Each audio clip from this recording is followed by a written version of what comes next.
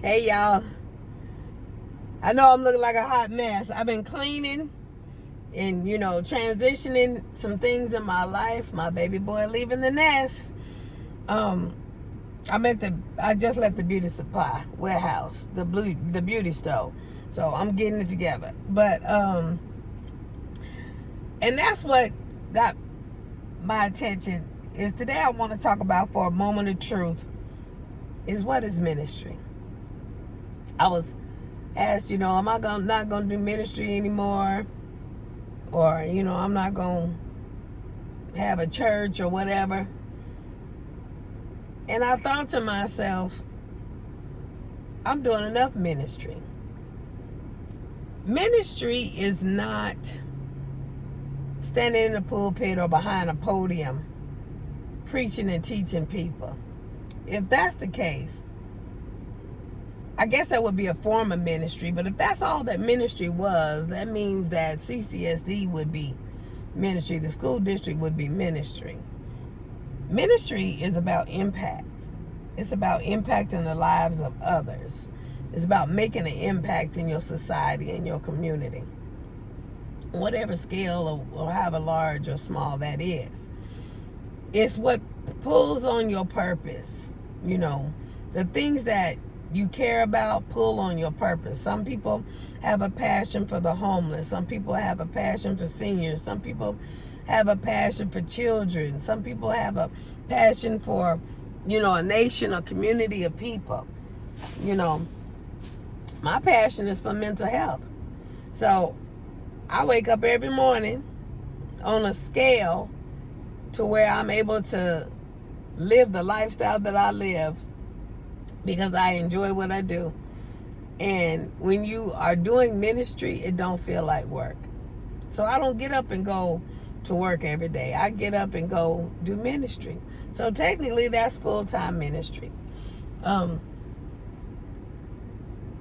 we get so comfortable to where we think that we can get behind a podium, well, I still do that. I still got the Bible study and everything. But just to get behind a podium and teach people, but never do anything, never practice what you teach or practice what you preach, it's hypocritical. It's not going to, fake without works is dead. It's not going to do anything. So I'm a type of person that I'm very, very successful in my ministry, because my ministry, like I said, is mental health. And in this ministry, I am literally seeing people face change, their hearts change, they, come into Christ. It's more impactful than just standing in four walls. So I'm outreach. I reach out. I don't just sit there and be, doing things just to be seen, just to be noticed. A lot of people, like I was over there on by the shelter, and you got these cars and these vans wrapped with all their logo and everything on there, and they coming out with stacks and stacks of Little Caesars pizza. And they handing them out. The van looks so expensive and everything. It's all wrapped in, the name of the company, and the one is trying to be seen. That's what they doing it for. They already got their reward here.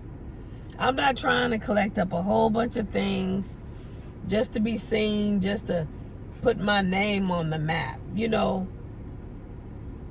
Jesus was on the map, but he didn't put out who he was. By word of mouth, they found out who he was. And he had a multitude of people around him all the time. They go where there's action. They go where there's some stuff actually taking place. We got a lot of people that's saying a whole bunch of stuff, and they got a lot of stuff coming out their mouth. And they a lot of procrastination, and a lot of people doing certain things, but not much of it is impacting this community out here.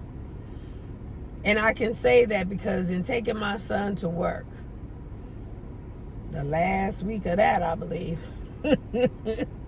Yeah, my baby boy, yeah, his birthday is the 4th. And somewhere around there, he gonna be in his own. That's gonna be it. Helping him get there. That's my birthday present to him this year. You know, helping him be self-sufficient. But in taking him to work, in the rush traffic, bumper to bumper traffic, it causes me to go slow enough to notice things. This morning I was praying out loud, just got to my spirit, because I saw so many people that's comfortable to lay on that cement and sleep. So comfortable to where I thought one of them was dead. There have been times that I have gone, sat at a light, and the paramedics is picking up somebody that has died. You know, we get so busy in the world. We get so busy in our daily life to where we don't stop and smell the roses. Sometimes the roses don't smell too well because they amongst a whole bunch of trash or a whole bunch of social injustice, you know, a whole bunch of things that, you know, shouldn't be taking place. People don't realize that this is a new season, that the times have changed, because they don't slow down long enough to see what's going on. It hurt my heart to see that individual just laying out there like it wasn't nothing, like no tomorrow, just comfortable. You know, you going through something to the point where you done gave up all hope, or you can't do nothing about it, and you just get comfortable. Some of us is going through stuff to where we get comfortable in our mess. Never get comfortable. When you get comfortable, that you lose hope. There's no more faith.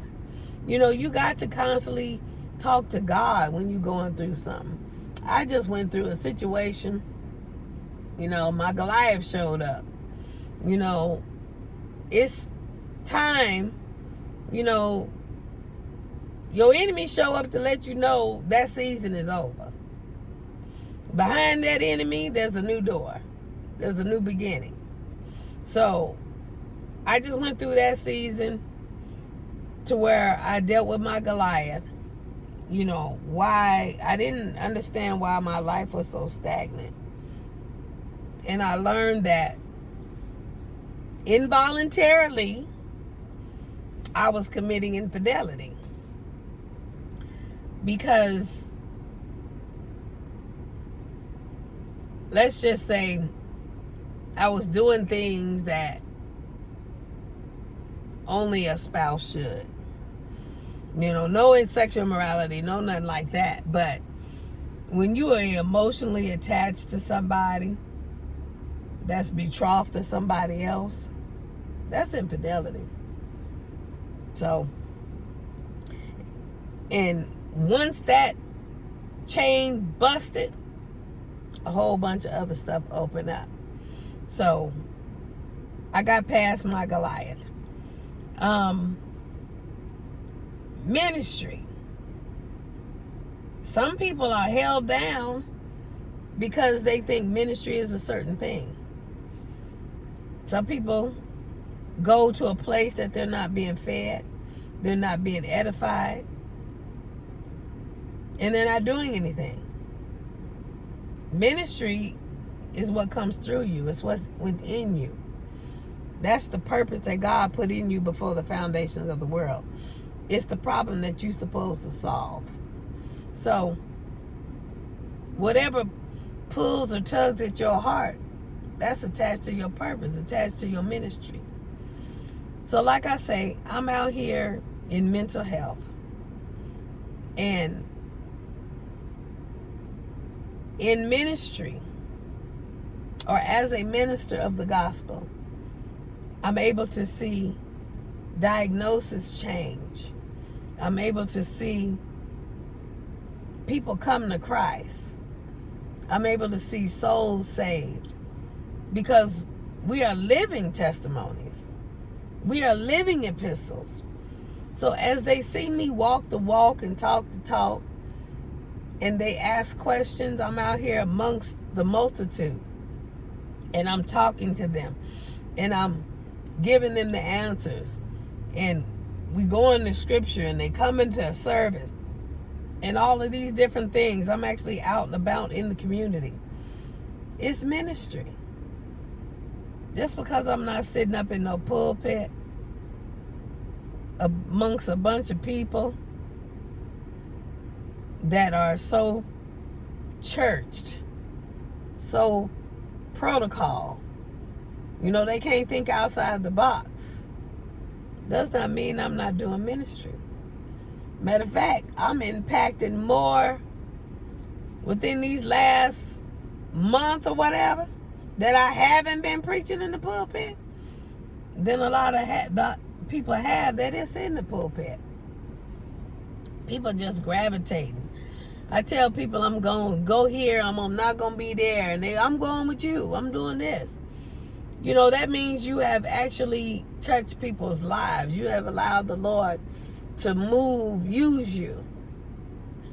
You have given God glory. In saying that, I learned through, I call him Dr. Ron Carpenter Jr. He on that series with talking about enemies.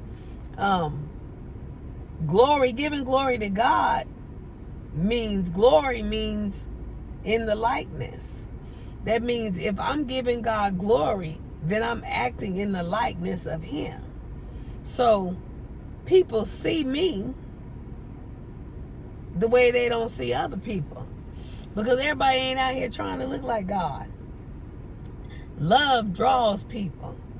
He said, if I be lifted up, I'll draw all men unto me.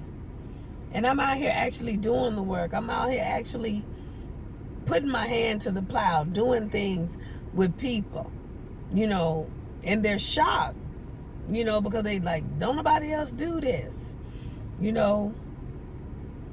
sitting at district attorney office with people, being able to speak what they don't know to speak, because I'm educated. I know what, needs to be, I know what they after. I know how to word things, and I know how to ask the questions and get the answers that they need to help resolve situations.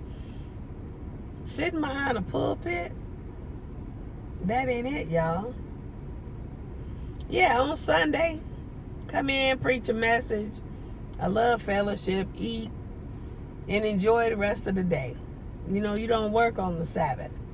But if you just preaching behind a pulpit and you're not doing nothing the other 6 days a week, that's actually impacting the community, impacting the world, impacting yourself. Because there's a lot of them got all them tongues and signs and wonders and miracles, and they need to hit their life first. And you can't have all that the tongues and the word preaching at everybody else, and it don't come and clean your life up. So I would be doing an injustice if I was just preaching and teaching the word on Sunday and never doing nothing to impact my community or impact my household or make a difference in the world the rest of the days of the week. So I want to encourage somebody that's maybe being sat on, waiting your turn to be in the spotlight, I guess, or in the pulpit or whatever. I wish somebody taught me this. All them years that I wasted sitting behind somebody else. Impact the world. Impact the community. One heart, one mind, one soul. Impact somebody. One person at a time. Now, I got my ride or die. When I met her, well, I'm going to say when she met me, because she say, who are you? I need help. That's how we met. She had some diagnosis. Yeah, I'll let her testify. But she don't have them diagnosis no more. And yeah, we understand that they're demons. And we also understand, well, some of us understand that demons can be cast out. So now, all these years, about 40-some years, she was dealing with that. Now she don't deal with that no more. She still, that's not good for business, but you don't keep people down so you can make money. Matter of fact, my clinical, she told me something, and it makes sense. She had read it somewhere. She said, we are the only people, therapists are the only people that seek to work themselves out of a job. And that's what we're supposed to do. We're not just supposed to sit there and keep pulling on people, mooching on people, keeping them down so we can get a paycheck, so that we can keep the lights on at our house. No, we're supposed to get them well, help them get well, and self-sufficient, and living life. There's always somebody else. There's always somebody. Move on to the next. That's what we got to do in ministry. We can't sit there, especially with the ones that don't want to learn nothing. The ones that think they know everything and they just don't want to move. They just stuck in their ways, set in their ways. It's time to move on. You just give them up to God and let God deal with them. And you just move on to the ones that receive you. Like I was talking the other day about being received. The ones that receive you and receive, don't waste your time. Don't waste your time sitting there trying to convince somebody something. You go on and live your life, and when they see that it's working for you, maybe they'll want to do what it takes to get the things and get it done and have it working for them in their life.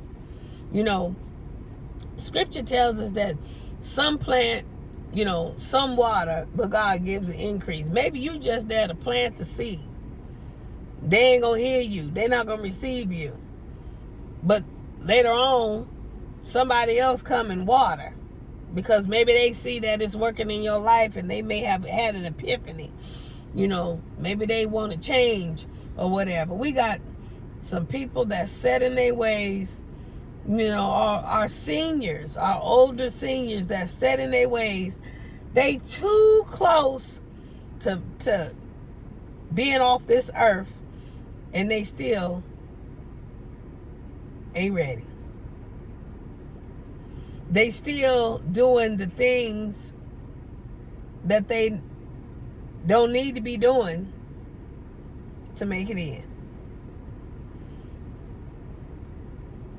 I don't know what it's going to take to make somebody change. For me, it was DOA on the side of the road. I was on life support. I was, in a coma. And I wasn't no old soul. I was an old soul, but I wasn't no old person. It was 1991. I hadn't even made 21 yet. So,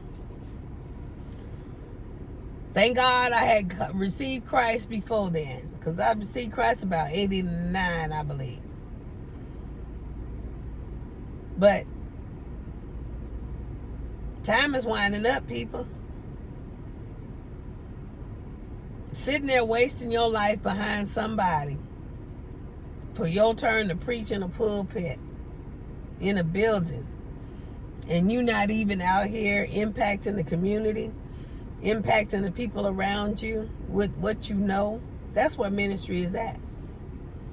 You got to live your life in a way that you convince your family, your friends, the people that you know, the people that you common with. Jesus didn't receive honor in his own hometown because they knew him. They knew him as the carpenter's son. They didn't see him as God, the son of God. They didn't see that. They didn't recognize that. They was familiar with him being the carpenter's son. So you have to be able to live live in a way to where you begin to impact those that you're familiar with.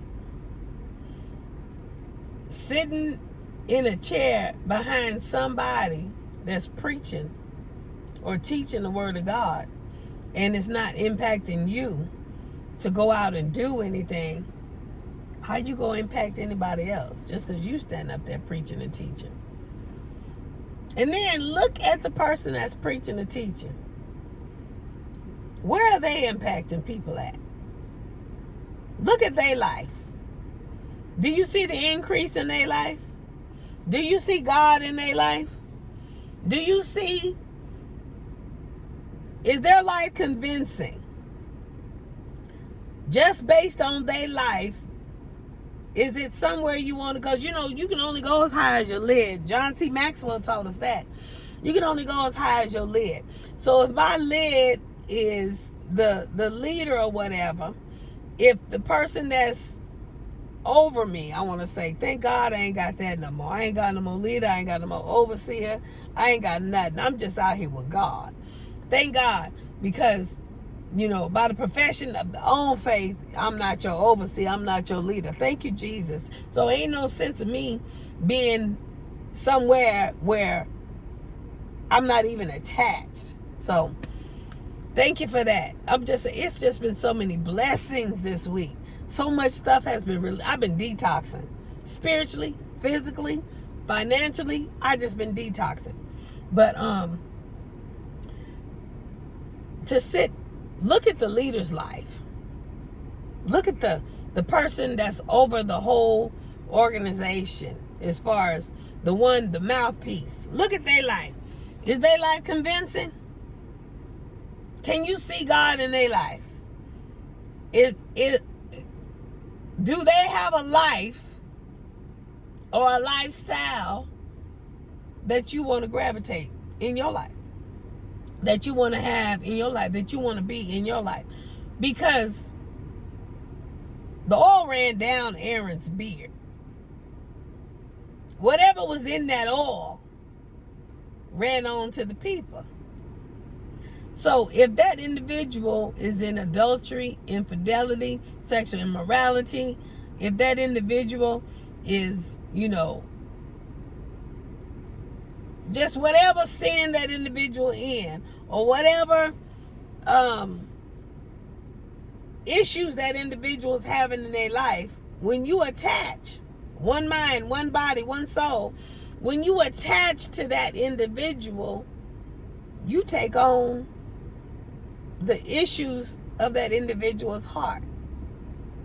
You know, scripture tells us, Solomon, I believe, tells us that the issues of life come from the heart. So whatever on that individual's heart, whatever that individual is dealing with, because that's what's going to come out of that individual, because I forget how it goes. Out of the mouth, the heart speaks. So whatever's coming out of that individual's mouth, faith come by hearing. That's what you're going to hear. And that's what you're going to receive. And based upon what you receive is what you're going to make your decisions. And your decisions are going to either propel you, or they're going to keep you stagnant, or they're going to destroy you. So when you connect to somebody that does not have a lifestyle, or does not live the life that you are privy or want to live, or want to be like, then what's the point? I'm not saying that they got to have all these finer things in life. Do they have peace? You know, do they have the fruits of the Spirit? People always talk about, I don't have the fruits of the Spirit. But trust and believe, I'm very long suffering. I put up with a lot of stuff. You know, people use me like I don't know what. And for me to be used for the length of time that I be used and don't say nothing until I'm done dealing with it, I got the fruits of the Spirit. You know, I'm very quiet. I'm very observant. I'm a behavioral analyst. I will sit there and observe you until I get enough data and enough information about you to come at you and tell you about yourself. I'm just that way. That's patience. That's long suffering.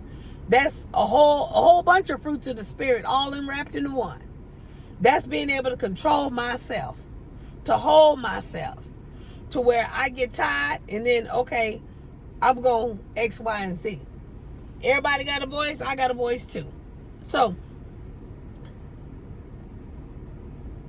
do you see the lifestyle in that individual that you want to gravitate? That's ministry. They are supposed to be the representation of God. Just like we are supposed to be the representation of God in our life. So if we're connecting to somebody like Jim Jones, we gonna act like Jim Jones. We gonna end up like Jim Jones. We gonna, have the same demise that Jim Jones did. If I want to be a billionaire, I gravitate and I be around amongst billionaires. So I learn the mannerism and the things that billionaires do. Sitting and talking with them, I learn how they think. I learn how they speak. I learn the language. A lot of my degrees and a lot of my education, I learned sitting with people. I love wisdom. I love my seniors. I love people that know more than me. And it don't have to be people that's older than me. There are some young people coming out of college that know more than me because they are able to study, technology and everything keeps evolving.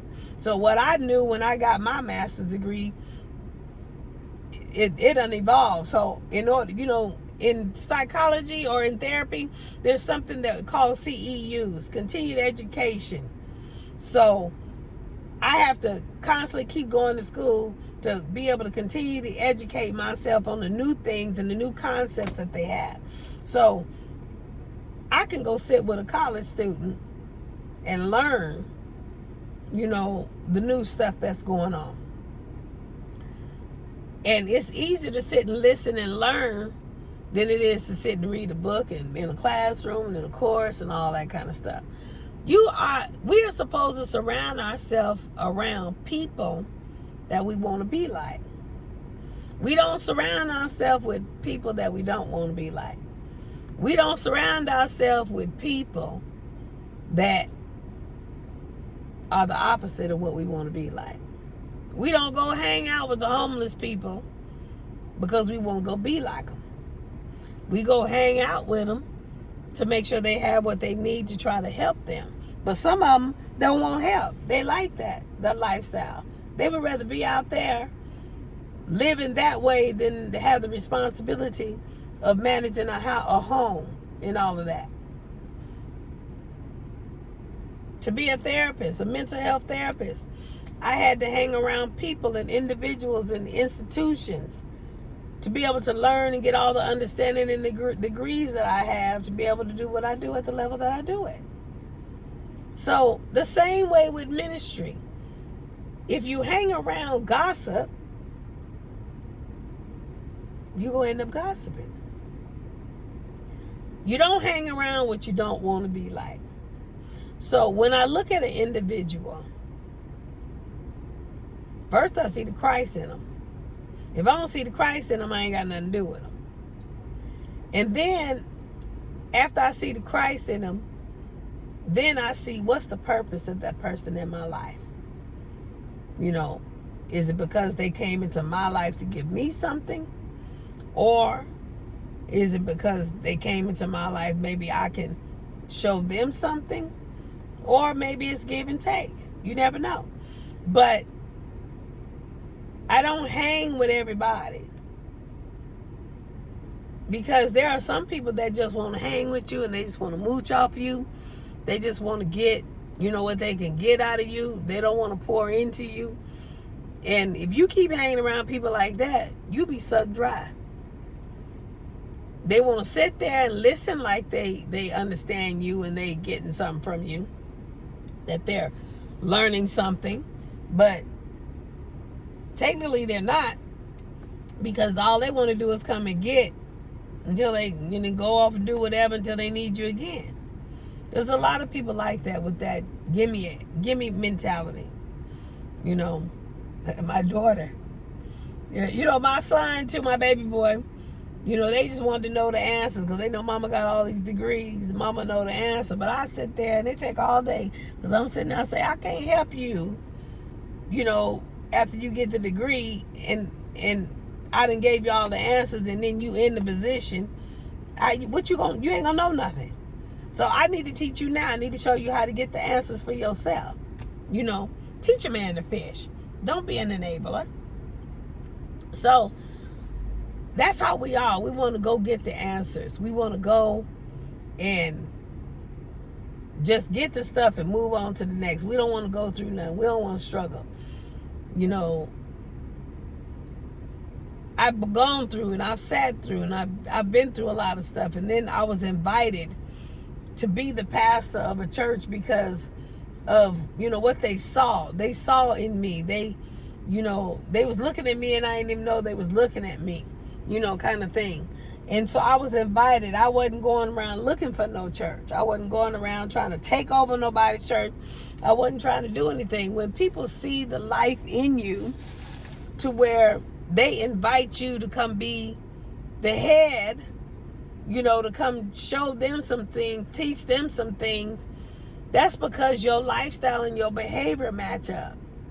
I ain't said nothing other than, like I say all the time, communication is 20% verbal, 80% body language. So my body language operated in a way to where it caught a young lady's attention.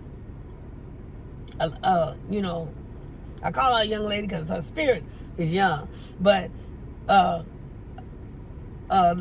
seasoned lady's attention or whatever. And God put it on her heart. So I was invited. When God exalts you, you ain't got nothing to do with it. If you gotta pull, if you gotta take, if you gotta go through all kind of channels to get what you get, then God ain't in it. He ain't in it. So I just go around by my business and God drops stuff, like I say, I was helping my son with a issue with a car that he bought, on his own, and happened to sit in an ATS. Got to feeling that thing, went home looking for one online, saw one I liked online in white in the color I liked it, asked God could I have it, and the next day I was sitting in it. In a weekly, praying. Roaches crawling over me. In the neighborhood, I didn't feel comfortable for my daughter to be in. They call it the blade or something. All the prostitutes and stuff running up and down the street, pimps and all that. Living that because, I've been through, apartments flooding and all this kind of stuff. And prayed to God one day and just happened to be going to testify at an internship and meet him and find out a millionaire is there who owns a real estate company and just hands me the keys to a house, stuff like that. God places you. He leads you. When you feel like you got to take something or covet something, that ain't God. It ain't God. So ministry is allowing God to flow through you. Like I say, I wake up every morning to give God the glory. I want my life to give God the glory. And like I say, I learned through Dr. Ron Carpenter Jr. that God's glory is being in the likeness of Him. So if I'm giving God glory, then that means I'm looking like Him. I'm acting like Him. I'm in His likeness. So that's why I wake up joyful, percolator, do whatever, all, I mean, yeah, I get paid for what I do. But you can't do what I do on the level that I do it unless you would love it, unless you enjoy it. Because you gonna dealing with mental illness is hard. You know, you see people doing things that they shouldn't be doing, and they don't know no better. They look like you and I, but when they open their mouth or whatever they do, you see something is different. I ain't gonna say wrong. There's no such thing as normal. It's different. And you need to help them, help their brain, you know, their mind, their brain function in a manner where it's conducive to whatever they need to do. You know, some of them, you know, tie their shoes. You know, a lot of people don't have common sense. I say that all the time. And that's due to mental illness. When you can't have the balance of logic and emotion, it's mental illness. Because I don't care what you shut down in your body, because God created it there to function in the manner that it's supposed to function, whatever it is. If you do not allow it to function and operate the way God created it to function and operate, it's going to explode. It's going to come out in a way that is implosive. And it could look like a nervous breakdown. That's why we have perversion. And we have all kind of people with sexual immoralities and doing things against children and all of that. It's because something ain't right in their mind. Maybe they is withholding something on the inside of them, and it's not functioning properly. And you know, when it gets an opportunity to function, it just goes overboard. I don't know, maybe I need to do something on that to explain that better. But if I'm always logical and I don't have no emotion to be able to relate to people, I'm going to end up by myself, alone. Because I'm always going to preach logic. I'm always going to be hard. I'm always going to tell you what makes sense, reality. I'm always going to be serious. And people don't want to be around people that's serious all the time. You know, they too serious. They ain't got no sense of humor. Balance between logic and emotion is a sense of humor. You know, you got to be able to feel for people. So, no, you can't be emotional and run the United States. But you can't do things in love if you don't have emotion. If you can't operate emotion. So I can't chastise my child in love if I don't have emotion. So those of us that's running around out here doing ministry, that's just straight logic, trying to make sense of everything, is missing the mark. Because we're saying things to people that is the truth, but it's convicting and it's cutting. And some people can't take the cut and keep going. Some people take the cut and walk away. So, like when our grandmamas or our mamas back in the day would spank our butt because they correcting us, chastising us, spank our butt back in the day, and then turn around and, you know, with that switch, and then turn around and get the witch hazel and the rubbing alcohol and the hydrogen peroxide and everything and clean us up. Baby, I don't like to do that, but you make me so mad, I got to. Not saying child abuse. Not advocating child abuse, but I'm saying after they whoop your butt, they come back and love on you and put you back together. That's what emotion is there for. You got to be able to relate. And a lot of people that's been through some type of trauma, sexual abuse trauma, have problems with their emotion because they are living in a lifestyle or living in a mindset, a traumatic mindset, where something happened to them that didn't make sense. It just didn't. For example, a father or a stepfather suddenly one day comes and takes the innocence of a young girl, 7 years old, somewhere around that. I ain't gonna say 2 years old like it was for me, but trying to make it, average where people could understand, because some people can't fathom a 2-year-old, but the devil don't care.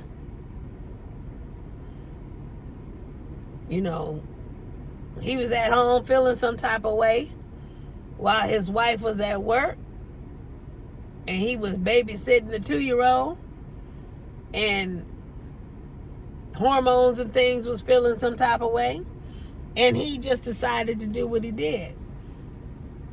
And then you have a hardcore preacher being born. So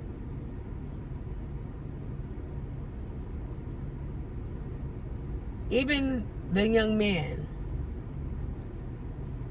Now, I'm not saying one sin is worse than the other, but in my mind, in my mindset,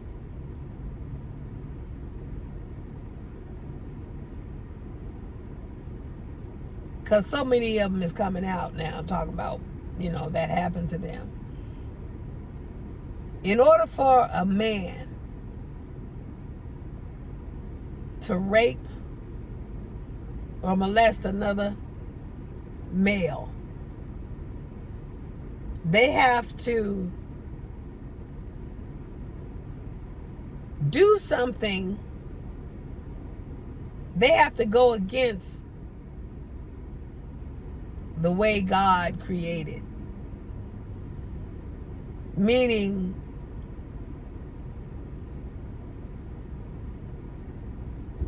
I'm trying to say this in a way, it really bothers me. It really do, just to think about it. To where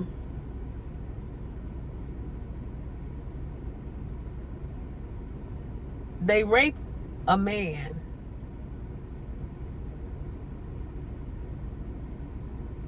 in an area that wasn't designed for that.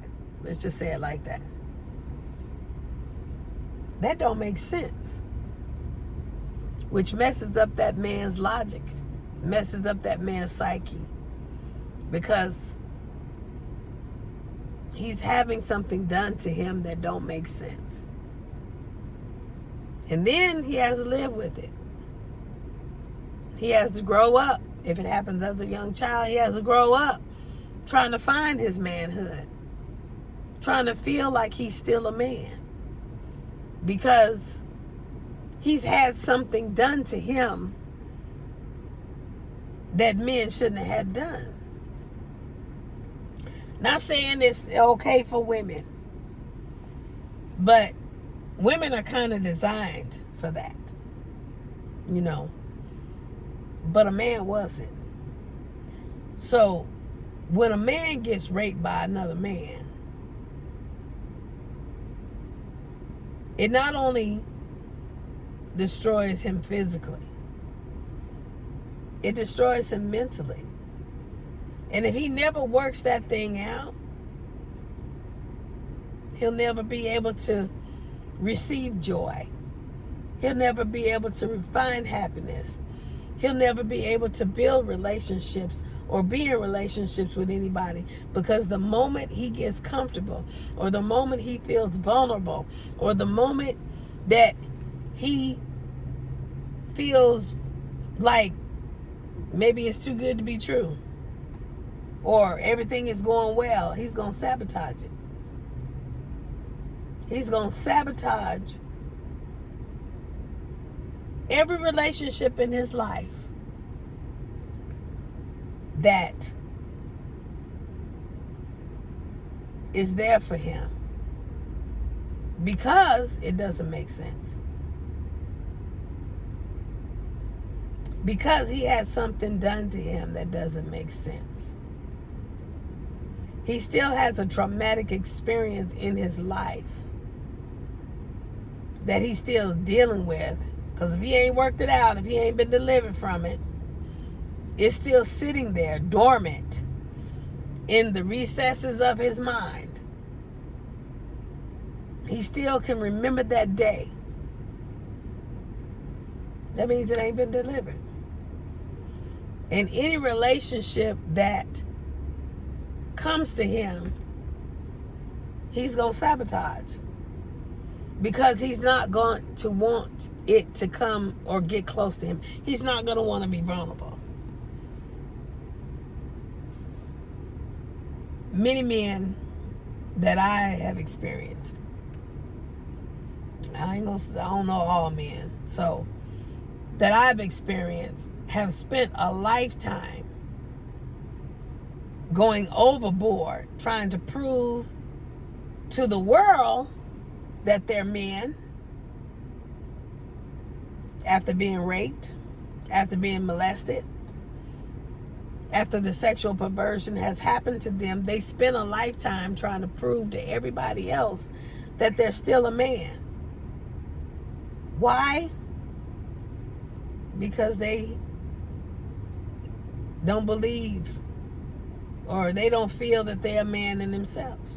They got to prove to themselves. That's the one they really trying to prove it to, is to themselves. So they go overboard trying to prove this. They put themselves in situations and circumstances to look masculine, to appear masculine. But still on the inside is this little boy or this spirit that is trying to be masculine with feminine tendency, because they still remember what happened. They still can recall that moment. Women the same way.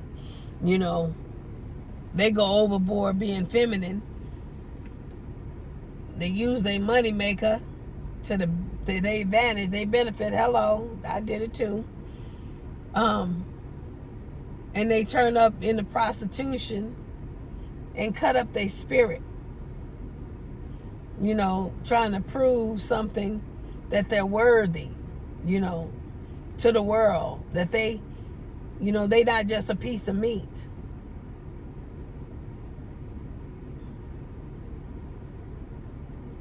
In ministry,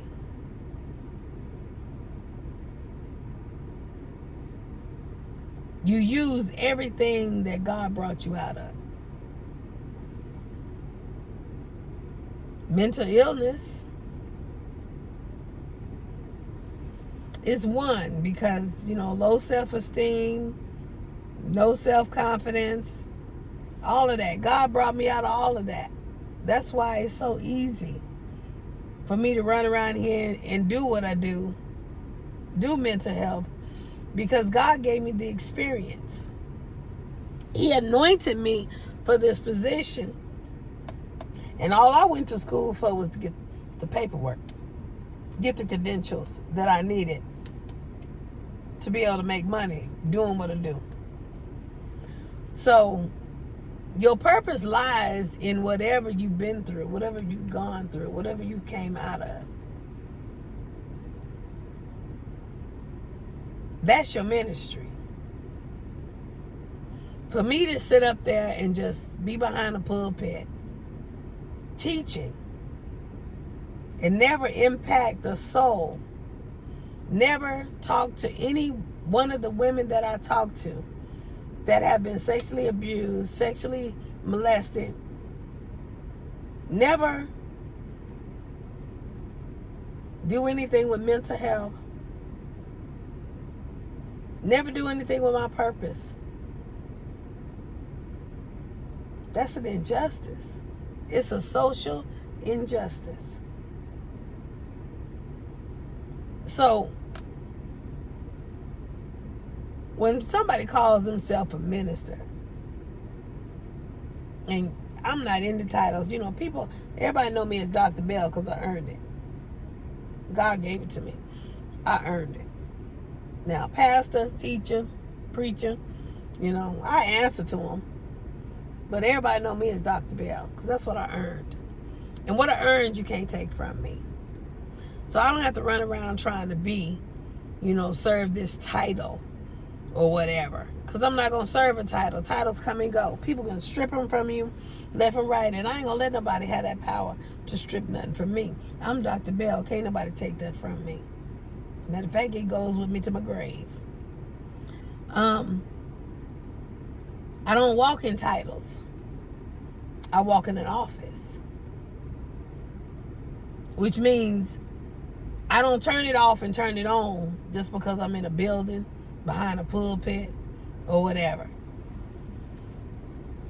I walk in my office. Which means from the time I wake up and the time I go to bed, I'm Dr. Bell. Wherever I go, to whoever I see, I'm Dr. Bell. They know me everywhere as Dr. Bell. That's an office. And a lot of people say things like that, talking about we ain't gonna have no titles, we ain't gonna do this, that, and the other, because they ain't got no title. They ain't got no credentials. They don't have stuff like that. I've heard that from so many people. But when I do the background check and I look, they ain't got nothing. They just want to do stuff without going through the process. I went through the process to live the lifestyle that I live. I've gone through the process to preach the messages that I preach. I've gone through something. A lot of people, they ain't gone through nothing. They just want to be out in the front, out in the forefront. And that's why I leave them in the front. I leave them in the front. Go ahead, be in the front. Stand up there in the front by yourself, looking like a beam of light. Touching no one, impacting no one, doing nothing for nobody. Maybe being seen, maybe doing some stuff, trying to, you know, let people know we're doing, giving free stuff. That's fine. But who gonna do the work? Who gonna save a soul? You or lead them to Christ for their soul to be saved. Who gonna actually fix some things in people? Help, you know, walk with people to have some things taken care of in their life. Who gonna do it?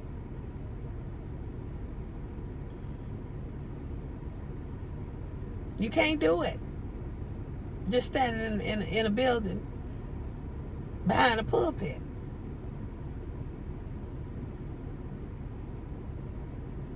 A lot of people hate me because of the credentials that I have. And they only know about them credentials, other than if somebody told them, is because they see me walking in the office of those credentials. They hear the testimonies of the people that I have been in association with, that I've worked with. They hear the testimonies. They see the people that trying to, you know, there's a waiting list. Because I can only do so many hours in a day, you know, before Medicaid tell me I can't do it, you know, or I get in trouble. So there's a waiting list. That's ministry. I'm allowing my credentials and the love of Christ in my life to impact my community. My community happens to be mental health. You know, I don't receive honor in my own nation, my own community, you know, amongst my African American people. You know, they too familiar with me. You know, I don't receive, you know, honoring with them, but everybody else, there's accolades.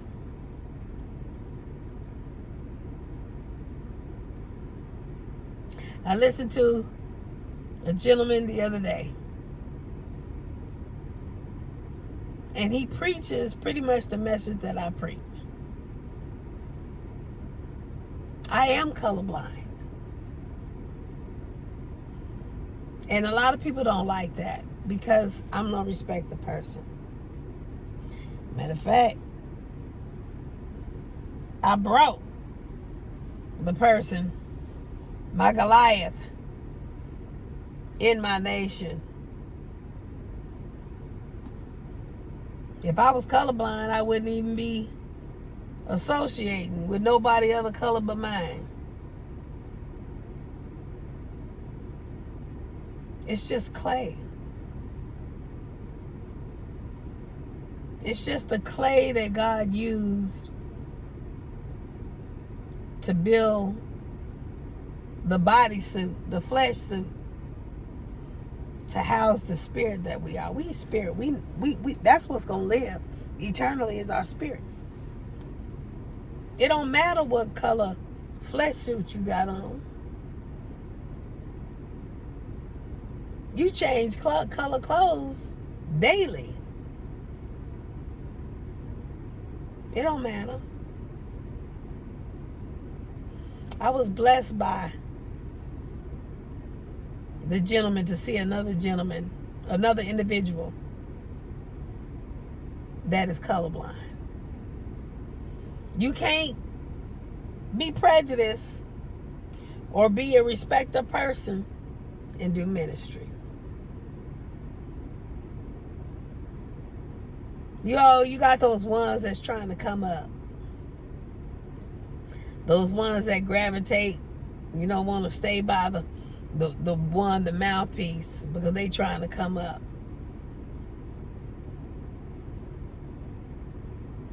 Whereas I've spent years pouring and investing time into myself to be able to reach people on the level that I reach them. I didn't take the shortcut, the easy way out. And I didn't sleep my way to the top either.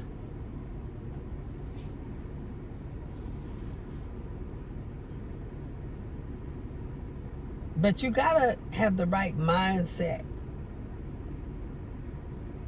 in order to be successful in ministry. Ministry isn't just about teaching people all the time. It's about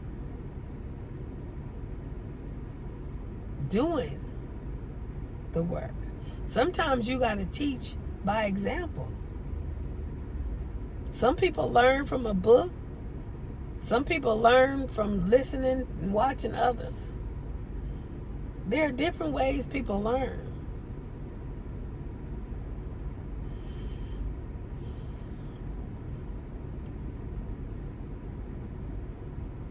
If you're in ministry, make sure you are doing ministry. Ministry is an action word.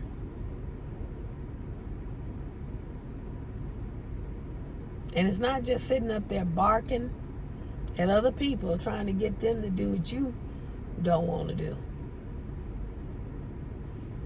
Be out here doing the work. You got a lot of people that's lazy. They want this lifestyle, but they don't want to get out and do the work that it takes to keep this lifestyle. They want to stand up there. They want to be the king, sit on the throne, or the queen, sit on the throne, and have servants and slaves and maids and butlers and everything come serve them, armor bearers and stuff like that.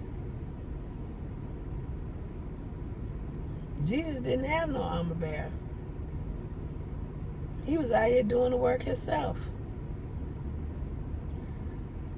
Even when he told the disciples, he said, go feed them. And they act like they didn't know what. He sat there And he did the work himself. He blessed and broke and blessed and broke until he was able to feed 5,000, not including women and children. Jesus himself said, even how long must I carry you?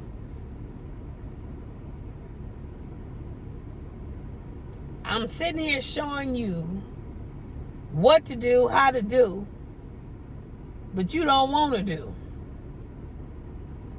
How long must I carry you?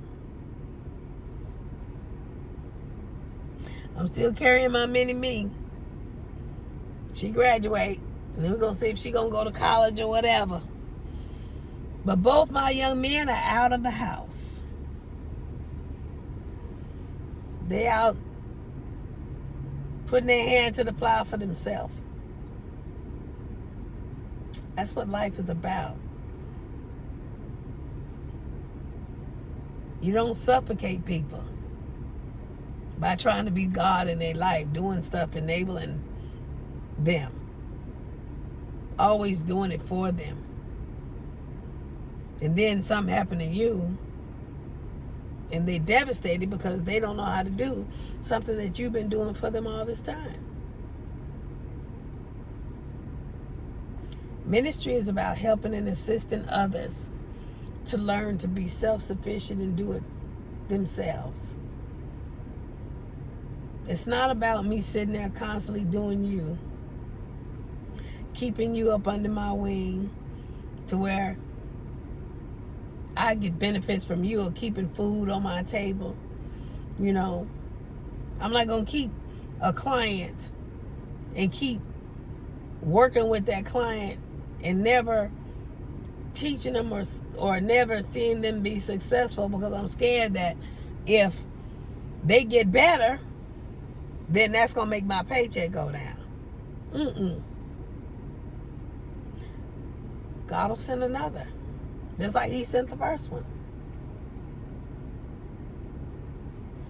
It's time out for keeping people down. It's time out for standing on people to keep us up, to keep us afloat. We got to teach people, show people what we know, share with people the lessons that we have learned. All this education, I run around sharing it with people, teaching them what I know, what it took me, you know, on a professional level, financial level, to learn. I give to them for free. Just walk with me. Let me show you. Because I'm not going to keep coming back doing it for you. That leads to another point. You got to know something. You got to sit down and pour into you to learn something. Be able to have something to share with somebody, or some wisdom to teach somebody else something. Ministry is about putting your hand to the plow, impacting the community around you, impacting yourself, your family and friends, and everybody else, your nation. Ministry is about impact. And like I said before, you can only go as high as your lid. The one that's teaching you, make sure you know what their lifestyle is like. Make sure you see the same God that they preaching about in their lifestyle. Because if they preaching about a God that can't even do in their life what they saying that God can do for you and yours, that's a hypocrite.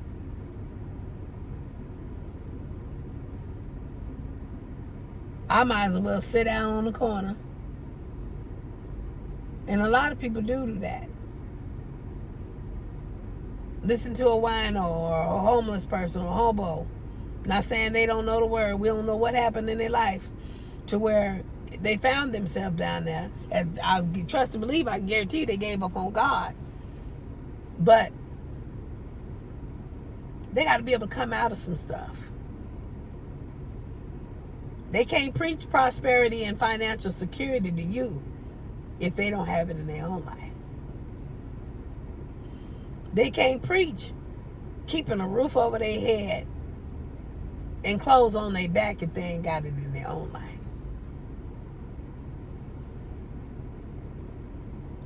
You can't preach to me something that you ain't doing yourself. I can't tell you how to be a billionaire because I haven't been there yet. I haven't done that yet. I can give you ideas. Just like I can't tell you how to get to New York. I can give you an idea. We can look at a map together. But I can't tell you what a pothole is. I can't tell you where the best gas is. I can't tell you like somebody that's been there. The oil ran down Aaron's beard. Find out what's in that oil. Because whatever's in that oil, it's running on you. And if you connected to infidelity, adultery, or whatever kind of works of the flesh, that's going to fall in your life. Whatever the leader is into, whatever the angel of the house is into, you're going to see it manifest in the congregation amongst the members. You're going to see that spirit, exaggerated in the members, in the congregation, because it runs down from the leader. That's why I'm glad I don't have a leader no more.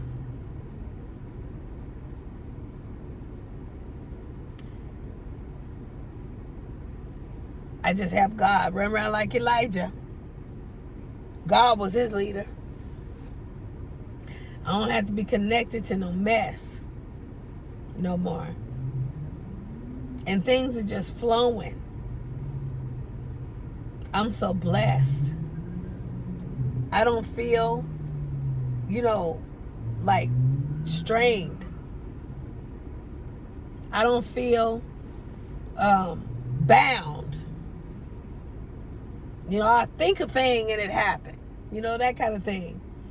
So it feels good to be free. We got to be careful who we connect with. We can't be sitting out with the counsel of the ungodly. We can't be unequally yoked.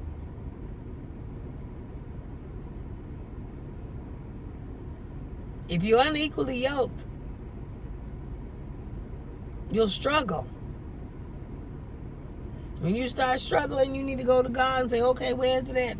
I need to disconnect.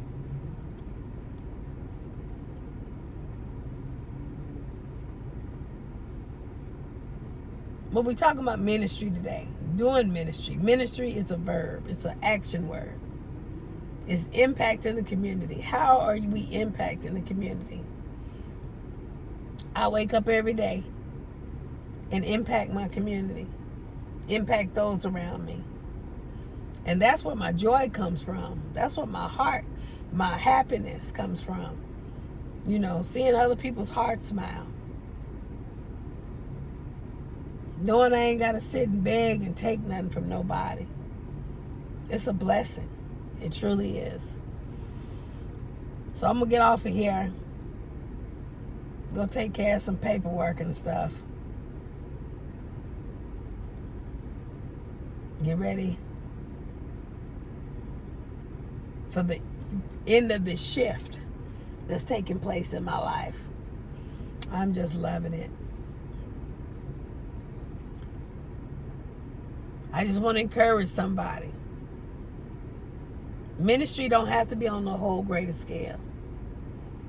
You ain't got to be the pastor in no mega church to do ministry, to be successful in ministry. Let's just say that. You ain't got to be the pastor of no church to be in ministry, be successful in ministry. Ministry is impacting those around you. How are you impacting those around you? Listen for your accolades. What are the people saying about you? I mean, I ain't talking about when you ask them. Just listen.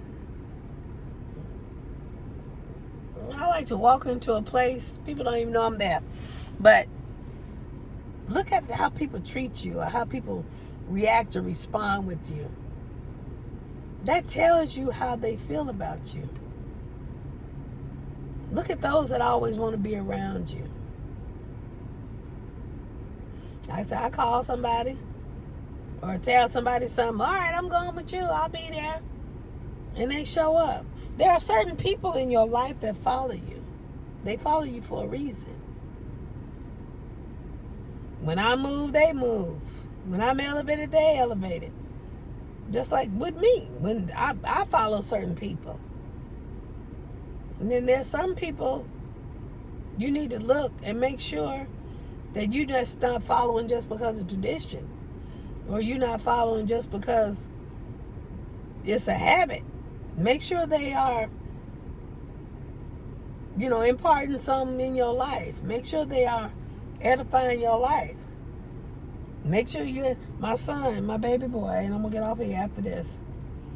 He learned some people was only around him, because like I say, the oil runs down Aaron's beard.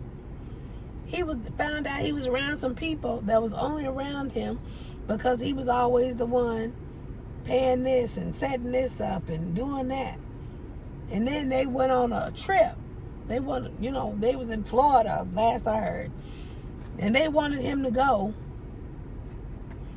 to come to find out, to take care of certain things. And he was always no money. He was being used. The oil runs down Aaron's beard. So that generational curse of me being used all of my life, I saw manifest in my child. It was time to cut that. So I started to talk to him about what I learned in detoxing and severing ties and cutting people off and shaking the dust and all that kind of stuff. And now he saved up enough money and he got his own apartment, with a roommate and everything. But he ain't being used no more. He keeps 2 quarters to rub together now. So, like I said, I'm going to get off of here. Ministry is impact. If you're not impacting nobody in life, you ain't doing ministry. If you ain't even impacting your own life, personal development, you ain't doing ministry. Stop sitting on a pew waiting your turn to be at the podium in the front, the forefront. You could be out here doing something impacting the community to a point where the spotlight will be out on you more than that one standing in the pulpit.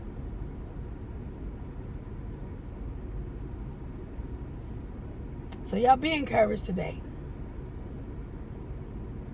Impact your community. But first, make sure you impact yourself. Put God first. Give him the glory. Walk and shine in his likeness. Stay blessed.